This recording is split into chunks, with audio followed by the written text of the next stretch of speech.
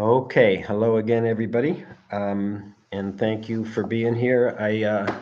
I've got I've got 16 pages here, and it was my hope to get through this today, but I'm not sure we will.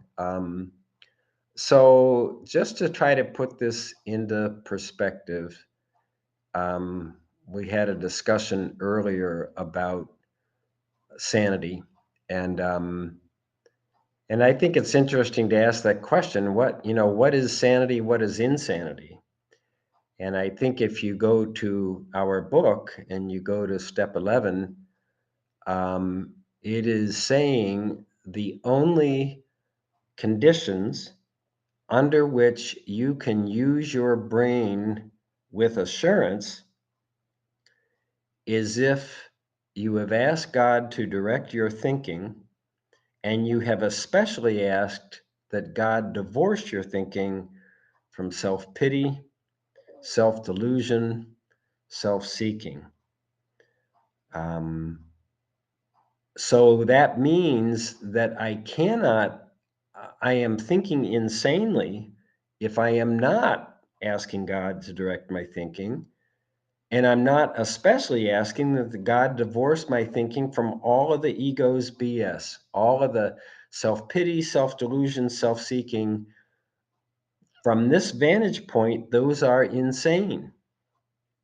And yet, the truth is, I believe, at least in my case, that I am powerless over my own insanity, which is to say, I am powerless over my reactions to the stuff that happens in my life.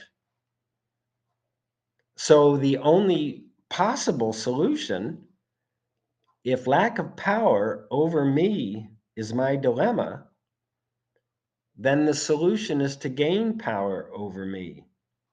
Now, I worked hard in AA for 9 years, and in my 10th year, I fell into this deep depression that lasted a whole year.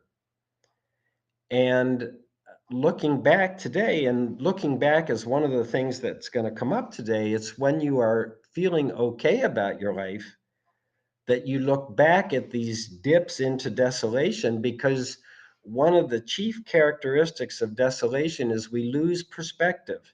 We lose any objectivity, and why it's so important that we're working with another person, that we feel safe in sharing our deepest, darkest stuff.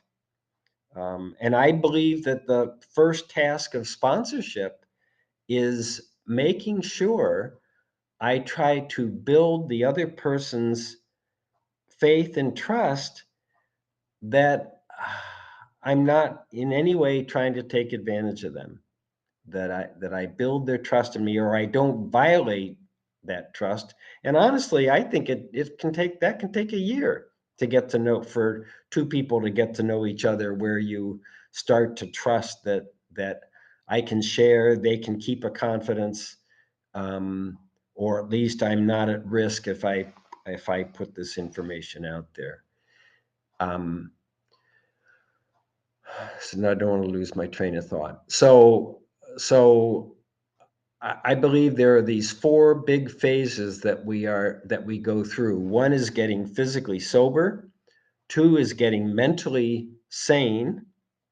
Three is getting some conscious contact so that we know the God stuff is not a myth, or is not just a concept, that it's an experience, that I feel God's guidance, presence, love, whatever you want to say, operating in my life.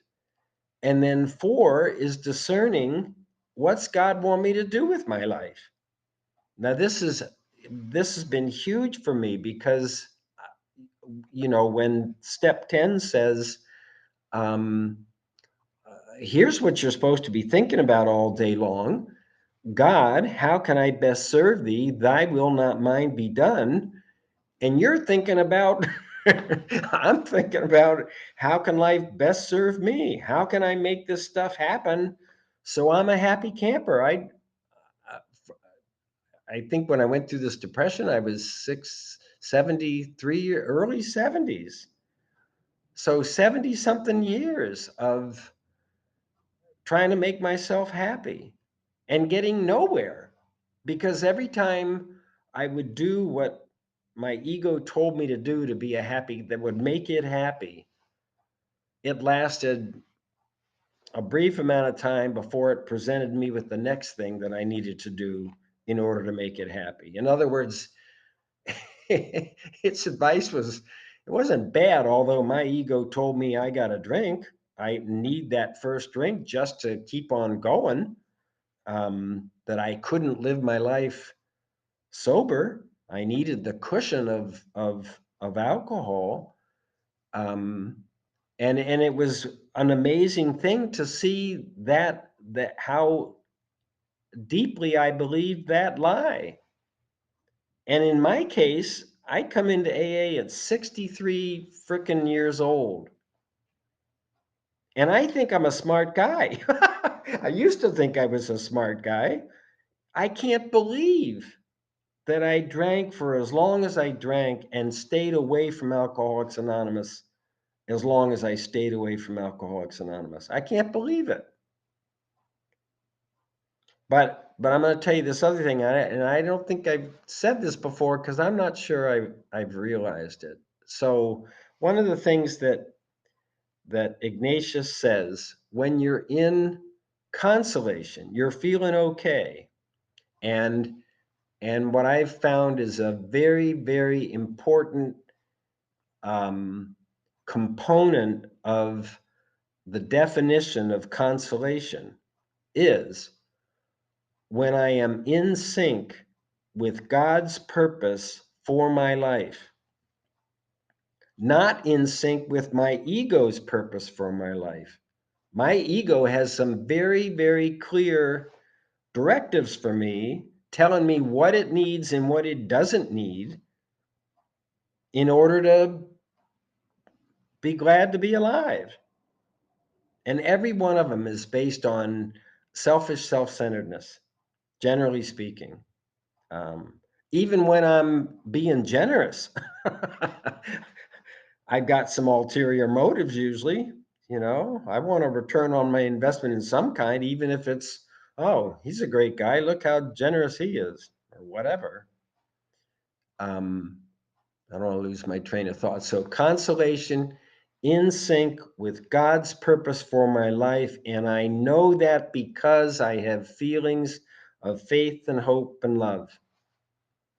And when I am out of sync with God's purpose for my life, which is to say, I am in sync with my ego's purpose for my life, I will know that because I will have feelings of doubt and despair and fear, the opposites of faith, hope, and love. And even just accepting that has been huge for me because I've always sought the feelings and I've done things seeking the feelings. And this is saying your feelings are a consequence of whether or not you are living in sync with God's purpose for your life. And the two ways our steps aim at that is the 10th step question saying, God, how can I best serve thee? Thy will, not mine, be done. It is huge. And it's saying that you're supposed to be thinking about this all day long. Are you frickin' kidding me? How often do I think about that all day long? I do think when I have four prayers that I have committed to memory and I can roll out. And sometimes I say them slowly with feeling, and sometimes I'm just rolling through them. But I need that stuff. Anne Marie said earlier, talked about, how we need to be presented with this whole new way of thinking on a daily basis. I need to be reminded that what I'm supposed to be thinking about is, God, how can I best serve thee? And that's absolutely no different than praying only for knowledge of God's will for me and the power to carry that out. It's all the same stuff. And yet, most of the time, I lack power over my own human ego telling me what I need to do for it to be happy. You know, I'm a student of A Course in Miracles, and I've been back in it, and one of its fundamental lessons, the only lesson that is repeated more than once, is I am as God created me. Now the challenge of that is I think I am as I created me. And my sense of ego, my sense of a separate self, wanting this and not wanting that, fear and desire, caught between fear and desire, I made that up. I made that up based on my responses to my life. That's me. Um, and I feel today that that my whole I don't know. I hope that hasn't changed it. That my ego, all my ego really wants, it doesn't want to trust, love, and serve my creator. My ego wants personal safety, self preservation.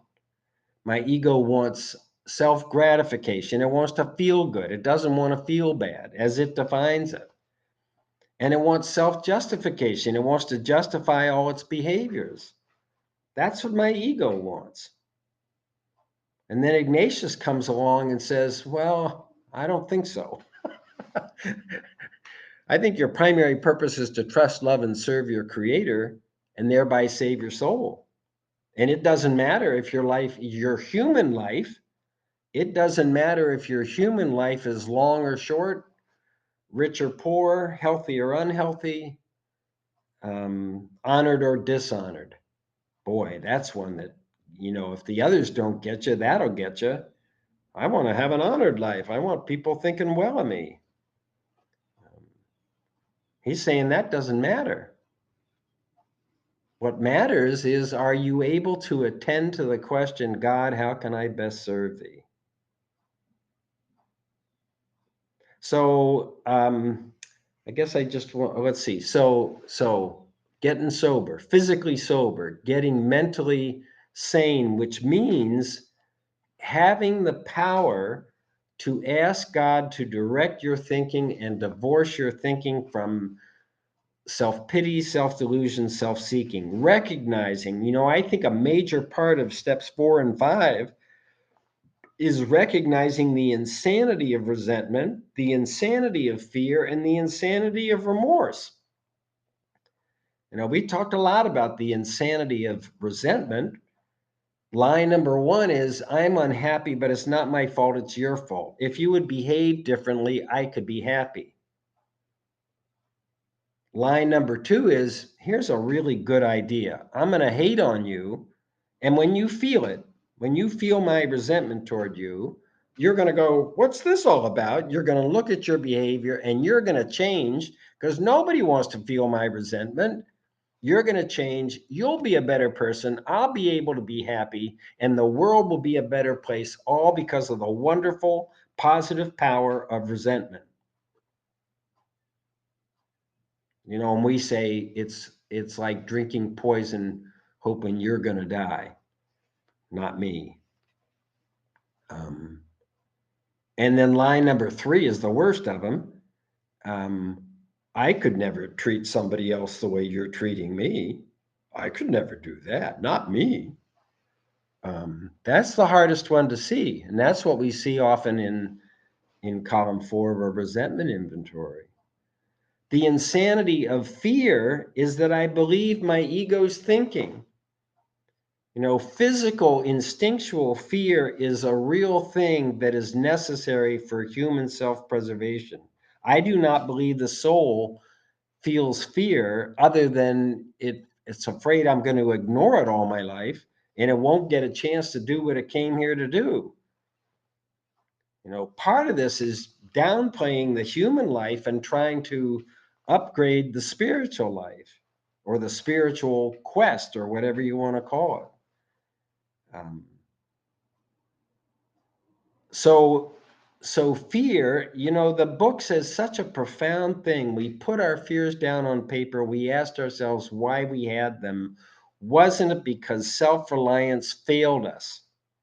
Because I lacked the power to ask God to direct my thinking, and I lacked the power to ask God to especially divorce my thinking from all the ego BS, self-pity, self-delusion, self-seeking. The exact nature of my wrongs is that I can't ask God to direct my thinking. I don't have the power to ask God to direct my thinking because my ego's voice is so big in my head. The insanity of remorse, the insanity of feeling bad about myself. It's just self-esteem and pride in reverse. It's still making me the center of my whole existence. Oh, I feel really bad about myself. I suffer from low self-esteem. You know, I don't think so. I think you suffer from too much involvement with self. Not even able to ask God, how can I best serve thee? Or not even able to say, I am as God created me, not what I made of myself. And losing the ego's power and influence over our lives, I believe that's what humility really is. And never forget, when we're dealing with these rules for discernment and desolation and consolation, Ignatius gives us 3 reasons why God permits desolation. Number one is, I've let up on my spiritual drill. I'm not doing my prayers. I'm not going to meetings. I'm not meeting with others. I'm not fulfilling my service commitments, if I've made any. And I'm getting disconnected from God's purpose for my life as a result of that. So that's not God's not permit. I mean, I did that. God didn't do that. But there are 2 other reasons. One is to test and strengthen me, because there's some difficult, challenging human lessons that I only learn by going through desolation. Um, we were talking earlier, somebody has lost a dear being, and feeling the pain of that loss. And yet, right side by side with that pain is a beautiful sense of love, a sense of gratitude for having had this relationship. Um, that, that line between grief and compassion and love, it's razor thin. It just has a different focus and a different way of looking at it. Okay, let's see where I'm trying to be at. Okay, so I'm trying to say remorse is insane, but we have to get pretty low before we will humbly ask God to restore us to sanity. And that's what I think happened to me. I in April of 2018, I spoke at a national conference, and I'm a hard worker. I got myself ready, and I did an okay job. Um, and then I saw the Saturday night speaker. I was early in the thing, and I listened to him, and I thought, yeah, I don't got what he's got. Um, and I think that was the start of a decline into this deep and dark desolation, none of which was any different than feelings that I'd had before. I just never felt it so deeply for so long. And I certainly did not understand it. What I've come to understand is I was powerless over me, over my ego, to not throw all this self-condemnation, which is a form of self-pity. I don't think I saw that. I never saw my internal self-criticalness as a form of self-pity. And I've said to people, I think I relapsed on self-pity. Um, ultimately, it's what I had to go through to humbly ask God to restore me to sanity. And that took a while. It wasn't like, boom, all of a sudden I'm sane. You know, you look at Bill Wilson's life, the amazing thing he did with the formation of the Fellowship of Alcoholics Anonymous, bearing in mind he couldn't have done it without a lot of other people's involvement. But certainly the writing of the book and the brilliant stuff that the book says. And then what happens to Bill? He goes into an 11-year depression. And he says in his own biography, I think it was the result of my failure to work the 12 steps in all areas of my life. Wow. Our founder, our leader, saying, take my advice, I'm not using it. you know, not able to do what he so brilliantly, I believe, channeled from higher power. Getting sober, getting sane, getting conscious contact, an experience of a power greater than the mind, greater than the body. And I'll tell you, it's B, A, B, C. A, we are alcoholic, cannot manage our own lives. B, no human power is going to solve the problem. C, God can and will if I will seek God. B is where most of us get trapped. A lot of us get trapped. We keep going to human power to make ourselves feel better about our lives. And that going to human power keeps God out, keeps God out of the picture. Um, and yet, supposedly, the crazy part for me is being in here 9, 10 years and never did the second part of step 2. Did my amends,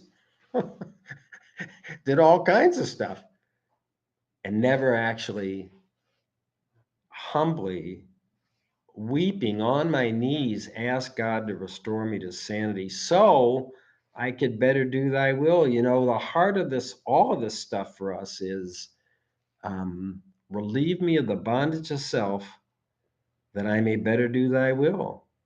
That's this whole thing. That's what the steps are about. Step 12 is doing thy will. Step 11 is asking what thy will is.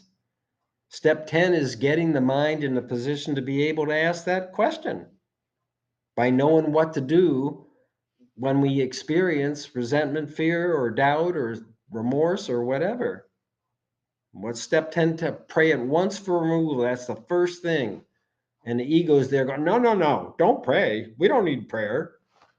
And if you're going to pray, for God's sake, don't get on your knees. And don't say it out loud. Just think it. And I'm saying that because I know for me, on my knees out loud, my prayers are a lot humbler and a lot more powerful than when I'm just sitting there thinking them. But even all of that is just to get us to where we can, if you believe Ignatius was on to the truth, is to get us to the point where we can respond to God's call for our service. They pitch it a little bit differently. They pitch it for the greater glory of God, and that's fine. I mean, I'm who am I to say that's, but I do like, how can I best serve thee? I think it's the same thing, Not how can I serve thee? How can I best serve thee? That's what takes the discernment. That's where discernment comes into this stuff, because we may have a number of options into how we can serve God.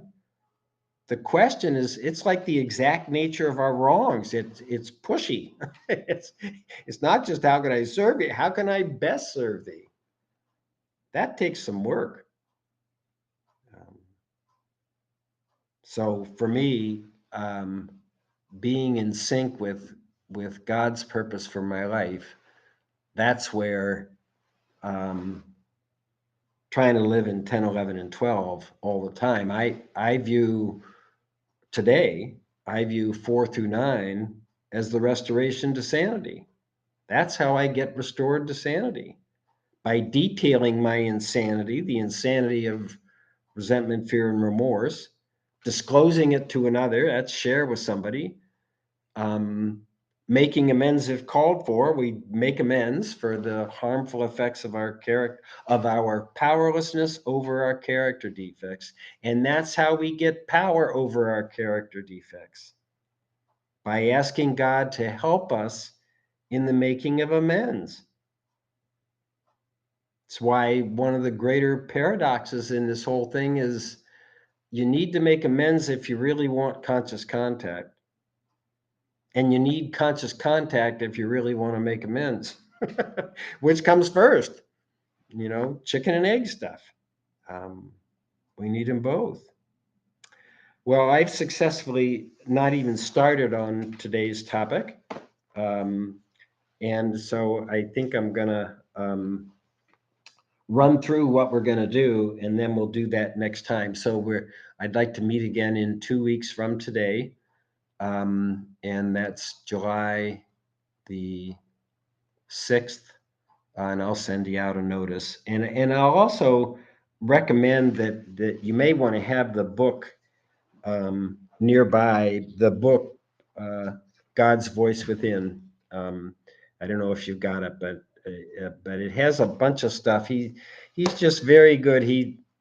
I love his. He's very good at pulling little things from different places. An example would be that well, no, I'm going to get into this. Yeah, we got a couple of minutes here. Okay, so we're going to address his chapter 5 in the book, God's Voice Within. Chapter 5 is called When in Consolation. It's going to start with a definition of consolation and then gives you 4 preparations. And I just love this. The preparations are for the ensuing desolation. When you go down again, it's not like, all right, now that you're in consolation, no more desolation. It's like, okay, now that you're in consolation, you can look back at the desolation, identify what's going on, and then do something about it. He calls it building your fortifications. And it's all stuff that we're already doing. That's another thing that I really love about the Signation stuff, has how closely it ties in. And Bill Wilson knew nothing about Ignatian state. He didn't hear about any of that till Father Ed Dowling, a Jesuit priest from St. Louis, until he showed up. No idea. And Dowling shows up because he could see parallels between the steps and the exercises. And he becomes Bill's spiritual advisor. Okay, so chapter 5, when in consolation, there's an introduction to that includes a wonderful poem that I'm gonna read to you now. And if you have the book, it's not a poem. If you have the book, it's on page 109. And this is Thibodeau talking, and he's going to quote this other guy. At our Jesuit vow ceremony in August 2003, so this is 22 years ago, our provincial, which means head of the district, Father Fred Kammer, gave a stirring homily addressed to the men who were about to promise perpetual poverty, chastity, and obedience in the society of Jesus. This is what he said.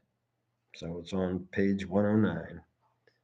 In the years to come, you will be tempted from poverty and simplicity to become more comfortable, to possess more things, to rely more on your degrees or positions or possessions than upon the gracious goodness of God. You will be tempted from fidelity and solitude to become ambiguous, to borrow intimacy in easy places, to rationalize promiscuity, rather than to walk with Jesus, the companion, into the unknown darkness that is discipleship. In the years to come, you will be tempted from availability and obedience to decide that you are needed in only one place, that you alone know where God is calling you, and that no one appreciates the many gifts you have, rather than to be ready and willing to go wherever you are called. Wow. Um, okay, so let's see what I'm trying to tell you before we stop here.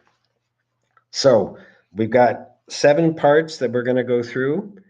Um, One is called Observe the Course of Thoughts, which is where you're taking a look at the desolation, and you're trying to look for how the ego dragged you down the rabbit hole into your negative feelings. Um, Number 2 is attend to vulnerabilities. This is, I believe that our perspective is attend to your powerlessness over your character defects, which are your habitual responses to your life. Um, Number 3 is look out for false consolation. This is going to involve talking about um, that about the period of time after consolation without previous cause. So you may remember um, Ignatius defined uh, 5 states of being. The basic ones are desolation and consolation. And I believe if you take that reading that we read from page 25, if you put this into our work, you would say, if you're a human being, not if you're an alcoholic, you only have 2 choices: desolation and consolation. Those are your 2 choices. You know, uh, being in sync with God's purpose for your life, or being out of sync with, or being in sync with your ego's purpose for your life. That's it. So then further, though, Ignatius defines um, desolation, false consolation, which is actually desolation. It's actually like a state of a manic state where I feel I feel all the good things of consolation, but I'm actually under the ego's influence and not under my higher power's influence. So desolation, false consolation, and then 3 forms of consolation: consolation itself, difficult consolation, and I we were having a discussion earlier about, how we, when we grow in spirit, we experience aberrations from a spiritual life much more painfully. When we get back under the ego's influence, it becomes much more painful. To experience resentment today, it's actually more painful than when I wasn't really aware of the whole thing going on. I don't experience it much today. I do get into little desolations here and there, but anyway, um, consolation, difficult consolation, where it doesn't feel good, but somewhere down deep you have faith and hope and love that God's presence and action in your life is restoring you to sanity and will restore you to God's calling, God's purpose for your life. Um, so, consolation, difficult consolation, which can feel like desolation, except for the presence of faith, hope, and love. And then finally, what he calls consolation without previous cause. And we call it a God shot. This is where we experience the presence of God. And one of the markers is beyond our ability to doubt. Um, we know we are experiencing God, and there is zero doubt about it. And we cannot attribute it Well, I must have really prayed good this morning.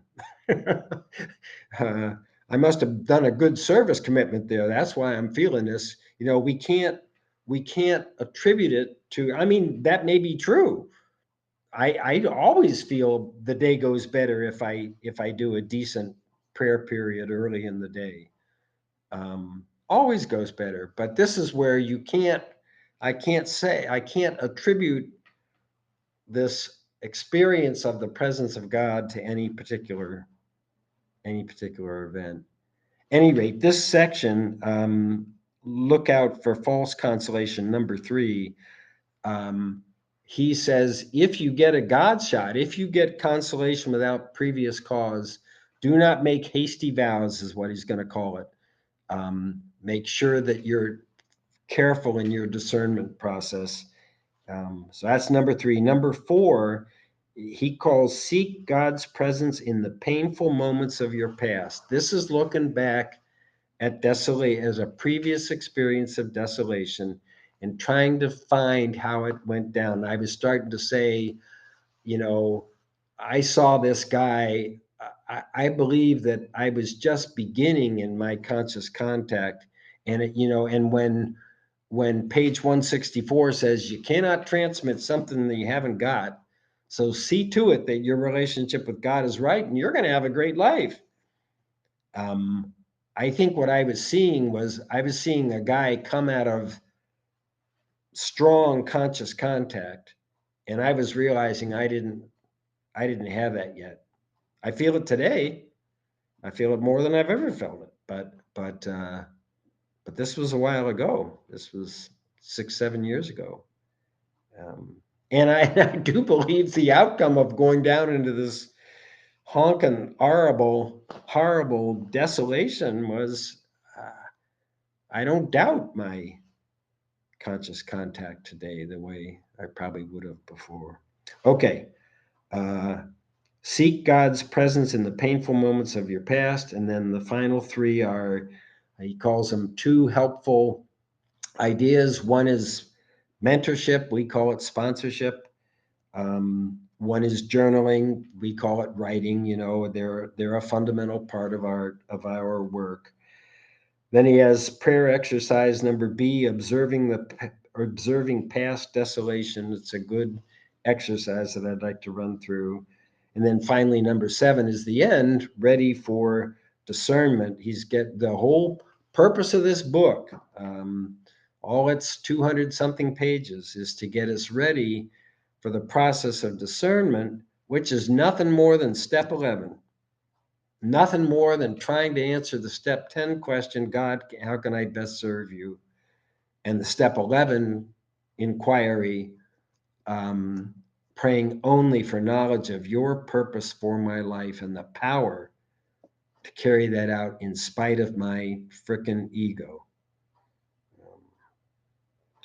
Well, didn't get anywhere today, but that's the way it goes. So I'm gonna bring the gong, and Robin's gonna stop the recording, and we'll have some open discussion. And thank you very much for your presence.